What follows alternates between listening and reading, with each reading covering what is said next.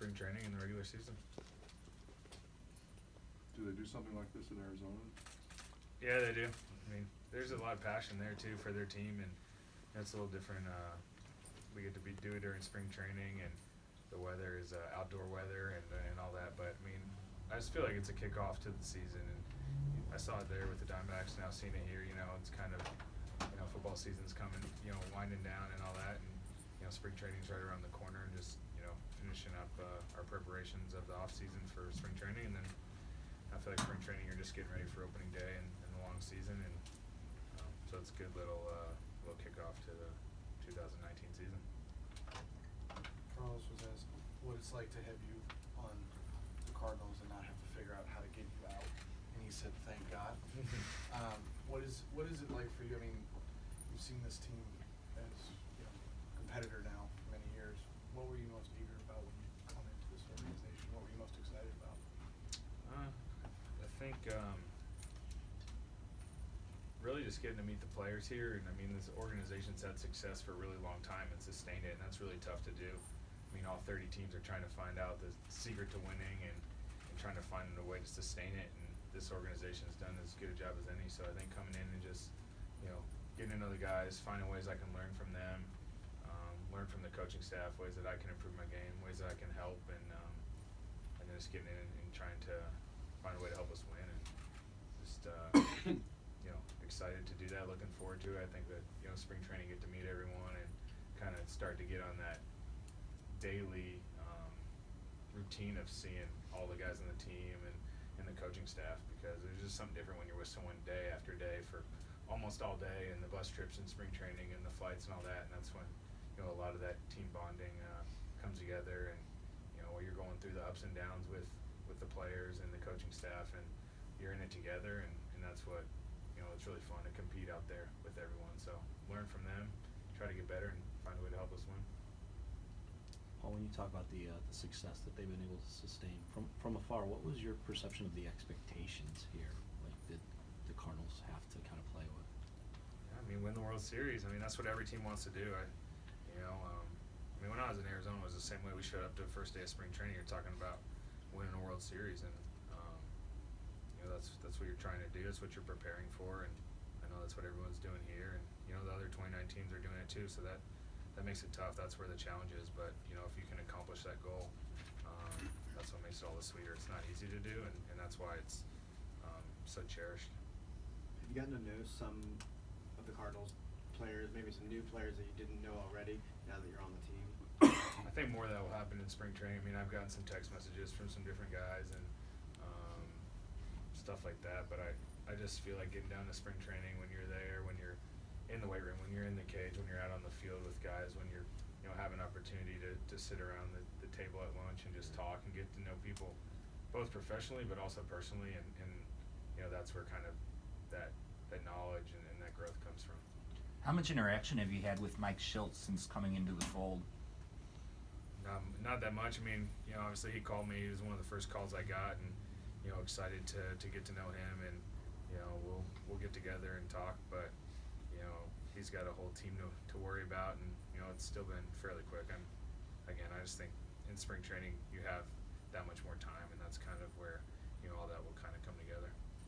All of the winter meetings, Torey Lagula said that the day that the trade went down, he went out to your house with Mike Hayes and you kind of sat down and hashed it out. I mean, what's that day like for you, and then what's the process from getting there to where you are now? Is that journey been? I mean, I'm a lot, I don't really know how to describe it. It's just, it's part of the business, I guess. I don't know. You always know that there's a chance you can be traded. It just happened, and, they treated me better than I could have asked for, and called me up and told me in person, and, that's all you can really ask for is being treated well, I guess. And they did way beyond that, way beyond what any player, definitely what I expected. So that was appreciated. But, once, that kind of happened, then it was, okay, what's the next steps to get ready here, as a Cardinals. So, it was definitely more of a just, all right, that's great. And my time was great there, and I appreciate that. But I'm not someone who lives in the past. I'm, worried about the present, and just, came here for the press conference, and then it was like, all right, let's get back to the off-season workouts and get ready for for opening day, because I know that's what all my teammates are doing, that's what the other teams are doing, and just try to keep preparing, and that's what I've been doing, and just getting ready. How's the life side of that transition? I mean, you still looking for a place to live here? You still get everything moved over? I mean, how's that side of it going?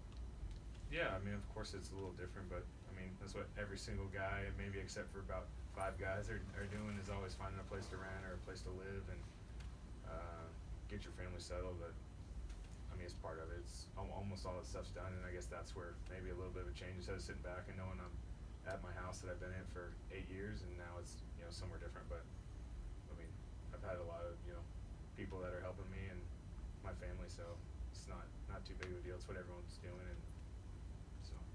You ever been to the Cardinals complex in Jupiter before, or so, any impression? No, I haven't. So I mean, I'm looking forward to get down there, but I don't know much about it, and I know where it is on a map, so I can find a place to stay, and I'll get over there and get everything figured out. But once you step on the field, I mean, that's easy. All the baseball, step on the line, you stretch, you get ready to go, and I mean, besides figuring out where to park and where the locker room is and all that stuff, that'll take a day or two, but once you get on the field, it's the same. What was the best comment you got today from somebody in your line saying autograph?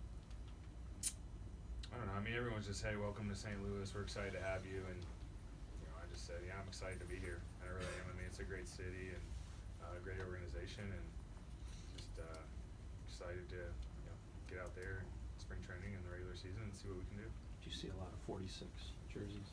Yeah, there's some out there. I mean, there's plenty of numbers to choose from here, so there's plenty of others, and I think that's what you need. I mean, if we want to win, we're just going to take a total team effort. Does that surprise you? I mean, you're new to the number, but for there to be, I saw little kids with baby blue 46 jerseys.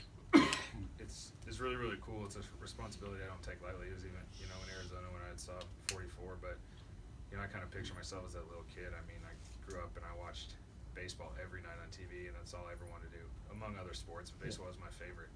And so I think that's a responsibility I don't take lightly, that, we're role models out there to kids, and there's, some big expectations, and try to live up to them. You guys don't play in Arizona until the end of the season. Would you rather get it out of the way before then? I don't really have any feeling. I mean, it is what it is. I don't get to call the commissioner and change the schedule, so when we play them, it'll be cool. It'll be fun to play against my, ex-teammates and go back there for the fans, and hopefully we'll go out there and play well.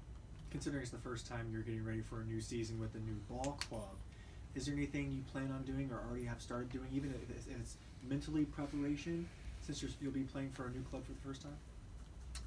I think it's just getting to know everyone and getting to know the organization. I pretty much knew everyone's face and name with Arizona, but I mean, I was new to that organization at one point, and you're new in college or you're new in high school, and you just figure it out. So kind of that stuff where I was the guy who could tell everyone where to go or what to do. Now I'll just try to ask those questions. So I think that's somewhat what I've been doing with some of the current players, especially the guys that have been around, is talk to them. If I have questions, just reach out. And same thing when I get to spring training, just that type of stuff, and it'll work itself out. Guys are doing it all the time, and I've done it at different stages in my career, so it's just part of the business. Do you feel because you've been an all-star caliber player for such a long time that you automatically kind of take on that kind of one of those co-leadership roles in the clubhouse? That's a good question. I mean, there's plenty of great leaders here, so I'll come in and just do my part and try to help us win. I don't know exactly what that looks like, and